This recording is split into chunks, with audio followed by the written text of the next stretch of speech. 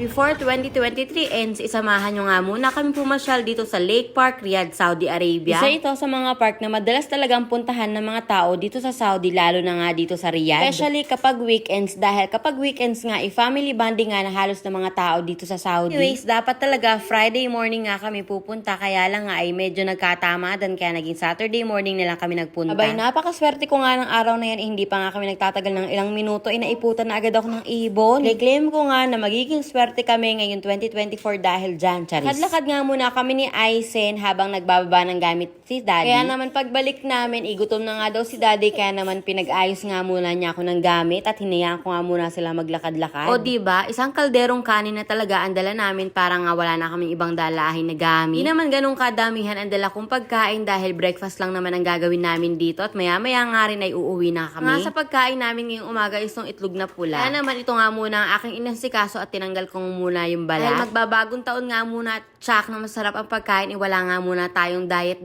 ngayon, charis. So ayun nga, after nga maglakad nila Daddy, bumalik na nga rin sila dito para naman sabi ko kumain na nga. Hindi pa ako tapos mag-ayos dyan, kaya sabi ni Daddy maya-maya na lang. Pero sabi ko tapos na rin, kaya naman kumain na nga rin kami. Habang nag-ayos ako dito, may batang makulit dito sa gilid ko, kaya naman hinahayaan ko na nga lang. Along the way nga is meron ka namang madadaanan na McDo, kaya naman bumili na nga lang din kami ng kape dahil wala nga kaming telmos na pagdadalhan. So para sa breakfast nga namin, so meron akong dalang itlog na pula, kamatis, sibuyas at hotdog at mali. Habang nag-aayos pa nga ako dito, abay nasubo na pala ng kanin tong anak ko. Mukhang hindi na nga napigilan ang gutom ni Aisen, charis. Ever mapalaki man ang kain nyo at bigla ka nang tinawag ng kalikasan, huwag kang mag-alala dahil nga naman may CR dito. Nga lang tatakbo ka ng mabilis dahil medyo malayo yung CR, lalo na kung wala kang sasakyan, charis. Pero nga namin kumain, naglaro na nga si Aisen at si Daddy habang ako naman ay nag-aayos ng aming pinagkainan. O diba? Ito pala sa Lakes Park, marami talaga kayong outdoor activity na magagawa. Like camping, outdoor exercises, and then yung picnic. I think pwede ka rin mag-ihaw ng mga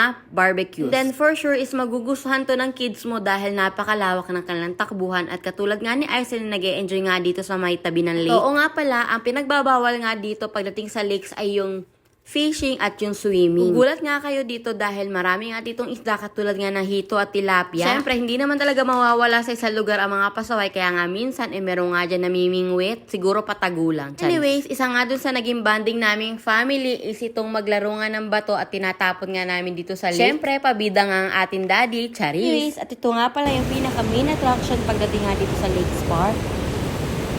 Gloomy yung panahon kahit mga around 8:30 na nga yan at around 14 degrees naman yung temperature. Kaya naman pag ganito mga panahon nga is the best talaga magpunta sa mga park dahil nga hindi talaga mainit. Laro nga muna kami ni Aisen habang binabalik nga pala ni Daddy yung mga gamit sa sasakyan. Ito nga pala yung view namin na, diba? Feel na feel mo na nasa Middle East ka nga kapag ganito. Bago pala kami umuwi ay dumaan nga pala muna kami dito para nga magpakain nga ng isda. Mukhang nag-enjoy nga si Aisen at si Daddy sa pagpapakain ng isda dahil ba naman na napakadami nga ng isda nandito. Makikita nyo nga napakaraming hito at tilapia sa area na to.